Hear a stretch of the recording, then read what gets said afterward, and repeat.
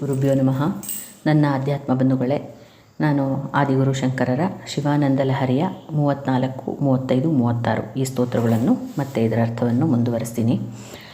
ಆದಿಶಂಕರರು ಕೇವಲ 32 ವರ್ಷಗಳಲ್ಲಿಯೇ ದೇಶದಾದ್ಯಂತ ಪರ್ಯಟನೆ ಮಾಡಿ ಅವನತಿಯ ದಾರಿಯಲ್ಲಿದ್ದ ಹಿಂದೂ ಧರ್ಮವನ್ನು ಪುನರುತ್ಥಾನಗೊಳಿಸಿದವರು.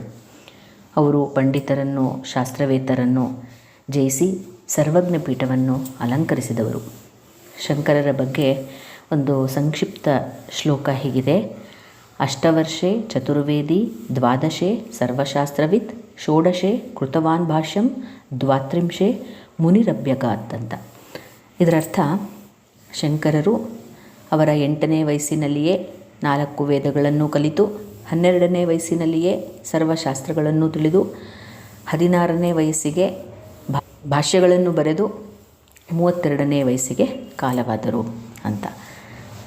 ನಾವು ಶಂಕರರ ಸಾಧನೆಗಳನ್ನು ಸದಾಕಾಲ ಭಕ್ತಿಯಿಂದ ಸ್ಮರಿಸಿ, ಅವರು ಬೋಧಿಸಿದ ತತ್ವ ವಿಚಾರಗಳನ್ನು ತಿಳಿದು ಸನ್ಮಾರ್ಗದಲ್ಲಿ ನಡೆಯೋಣ.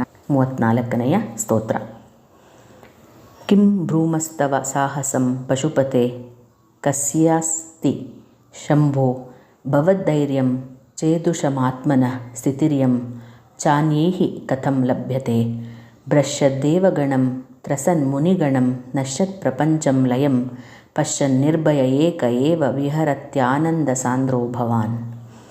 ಇದರರ್ಥ, ಹೇ ಪಶುಪತಿಯೇ, ನಿನ್ನ ಸಾಹಸ, ನಿನ್ನ ಧೈರ್ಯ ಎಂಥದ್ದು, ಅದನ್ನು ವರ್ಣಿಸೋಕ್ಕೆ ಸಾಧ್ಯ ಇಲ್ಲ. ಸೃಷ್ಟಿ ಸ್ಥಿತಿ ಲಯಗಳ ಕಾಲದಲ್ಲಿ ನೀನು ಒಬ್ಬನೇ ಇರ್ತೀಯ. ಲಯದ ಕಾಲದಲ್ಲಿ ಎಲ್ಲ ದೇವಗಣಗಳು, ಗಣಗಳು ಅಂಜಿ ದೂರ ಹೋಗುತ್ತೆ. ಆದರೆ ಪ್ರಪಂಚವೇ ಲಯವಾಗಿರುವಾಗ ಪ್ರಳಯವನ್ನು ಕಂಡು ನೀನೊಬ್ಬನೇ ನಿರ್ಭಯನಾಗಿ, ಆನಂದಭರಿತನಾಗಿ ವಿಹರಿಸುವಂಥವನು ನೀನೊಬ್ಬನೇ. ಇಂತಹ ಧೈರ್ಯ ನಿನ್ನನ್ನು ಬಿಟ್ಟರೆ ಯಾರಿಗೆ ತಾನೇ ಉಂಟು ಅಂತ ಶಂಕರರು ಇದರಲ್ಲಿ ಕೇಳಿದ್ದಾರೆ. 35ನೆಯ ಸ್ತೋತ್ರ.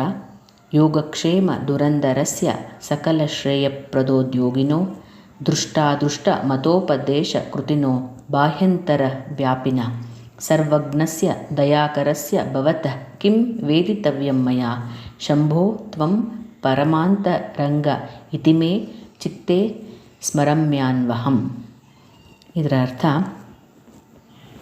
ಹೇ ಶಂಭುವೆ, ಯೋಗಕ್ಷೇಮಗಳ ಭಾರ ನೀನು ವಹಿಸಿಕೊಂಡಿದ್ಯಾ. ನಮ್ಮೆಲ್ಲರ ಸಕಲ ಶ್ರೇಯಸ್ಸುಗಳನ್ನೂ ಕೊಡುವುದರಲ್ಲಿ ನೀನು ಉದ್ಯುಕ್ತನಾಗಿದೆಯಾ. ದೃಷ್ಟ ಮತ್ತು ಅದೃಷ್ಟವಾದ ತಿಳುವಳಿಕೆಯನ್ನು ಉಪದೇಶಿಸಬಲ್ಲೆ ನೀನು ನಮಗೆ. ಸರ್ವಜ್ಞ ನೀನು, ಕೃಪಾನಿಧಿ, ನಮ್ಮೆಲ್ಲರ ಚಿತ್ತದಲ್ಲಿ ವಾಸಿಸುವಂಥವನು. ನಿನ್ನನ್ನು ನಾನು ಅಂತರಂಗದಲ್ಲಿ ಸತತವಾಗಿ ಸ್ಮರಣೆಯನ್ನು ಮಾಡ್ತೀನಿ. ನಮ್ಮ ಬಾಳಿಗೆ ಇದೇ ಆನಂದ ಅಂತ ಶಂಕರರು ಇದರಲ್ಲಿ ಹೇಳಿದ್ದಾರೆ. 36ನೆಯ ಸ್ತೋತ್ರ.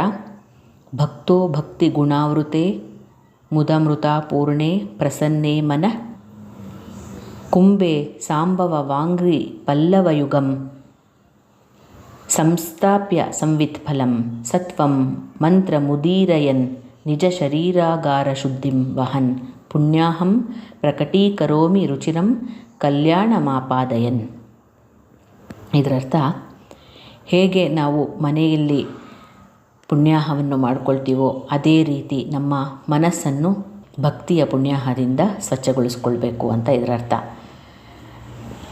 ಹೇಗೆ ಮನೆಗೆ ಶುದ್ಧಿ ಮಾಡುವಾಗ ಕಲಶಕ್ಕೆ ದಾರವನ್ನು ಸುತ್ತಿ ಸ್ವಚ್ಛವಾದ ನೀರು ತುಂಬಿ ಮಾವಿನ ಚಿಗುರನ್ನು ಅದರ ಮೇಲೆ ಇಟ್ಟು ತೆಂಗಿನಕಾಯಿ ಇಟ್ಟು ಮಂತ್ರದಿಂದ ಜಲವನ್ನು ಮನೆಯಲ್ಲೆಲ್ಲ ಚುಮುಕಿಸ್ತೀವೋ ಅದೇ ರೀತಿ ಮನೆಯನ್ನು ಮಂಗಲಪ್ರದ ಹೇಗೆ ಮಾಡಿಕೊಳ್ತೀವೋ ಹಾಗೆ ಭಕ್ತನಾದವನು ತನ್ನ ಮನಸ್ಸನ್ನೇ ಕಲಶ ಆಗಿ ಮಾಡಿಕೊಂಡು ಆನಂದಾಮೃತವನ್ನು ಅದರಲ್ಲಿ ತುಂಬಿಕೊಂಡು ಪರಮೇಶ್ವರನ ಪಾದಯುಗವೆಂಬ ಚಿಗುರುಗಳನ್ನು ಅದರಲ್ಲಿಟ್ಟು ಆ ಸ್ಮರಣೆಯ ಫಲವಾಗಿ ಬಂದ ಜ್ಞಾನದಿಂದ ಫಲವನ್ನು ಮಾಡಿಕೊಂಡು ಕಲಶವನ್ನು ಮಾಡಿಕೊಂಡು ಸಾತ್ವಿಕವಾದ ಪರಮೇಶ್ವರನ ನಾಮಜಪ, ಸ್ತೋತ್ರ, ಮಂತ್ರ ಎಲ್ಲವನ್ನು ಉಚ್ಚರಿಸುತ್ತಾ ನಮ್ಮ ದೇಹವೆಂಬ ಮನೆಯನ್ನು ಪವಿತ್ರಗೊಳಿಸಿಕೊಳ್ಳಬೇಕು.